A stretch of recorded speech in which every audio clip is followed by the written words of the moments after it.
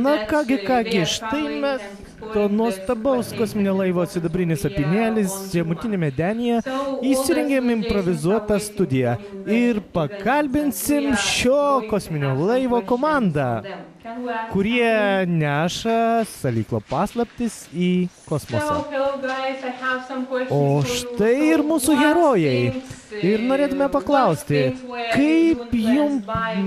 kas jums tokią idėją davė, iš kur jūs pasėmėtės minčių? Taip, nuostabu. Labai sunku iš tikrųjų buvo tai pradėti. Mes rinkdavome etiketes nuo degtukų dėžučių. Vėliau užsisakėme laivą. Na, tai yra šeimos tradicija, kaip suprantu. O kaip jums tai pavyko išvis? Labai geras laivas buvo. Tai ko gero buvo kosminis laivas, taip. Visiškai kosminis laivas.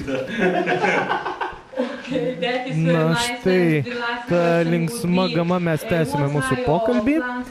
Ir kokie planai ateičiai? Žinoma. Be abejo. Taigi gyvuoja visata. Taip, neišverčiamas džiaugsmo šūksnis nuskamba iš vieno iš pilotų lūpų. Mes matom, kad tai vis tik tai įmanoma, netgi tokiem paprastiem žmonėm kaip šie du vyrukai. Visa gera. Taip. Sudie, nes mes jau skubame.